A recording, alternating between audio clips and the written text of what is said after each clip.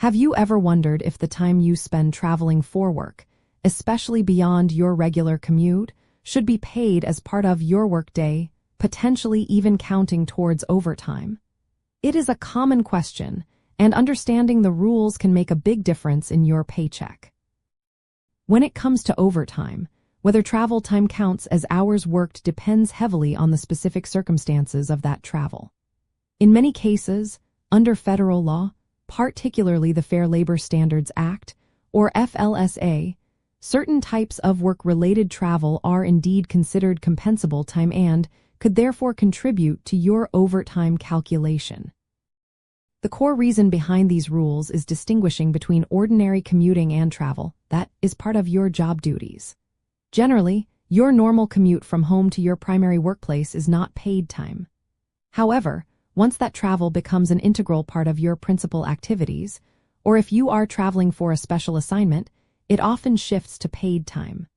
This distinction is based on whether you are simply getting to work or if the travel itself is work. To determine if your travel time is compensable, consider if it meets specific criteria. For instance, if you travel during your normal work hours, even on a non-work day, that time is usually paid. If you are required to travel overnight for business, all time spent traveling during your regular working hours on any day of the week, including weekends, must be compensated. Additionally, if you are performing work while traveling, such as driving a company vehicle to transport materials, that time is always paid.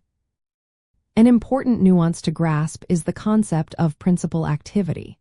For example, if your job requires you to visit multiple client sites throughout the day, the travel between these sites is generally considered part of your principal activity and is compensable. However, the initial trip from home to the first client and the final trip from the last client back home might still be treated as an ordinary commute unless there is a special circumstance, like a one-day assignment in another city. So, always keep good records of your travel times, especially when it involves special assignments, overnight stays, or work performed during transit.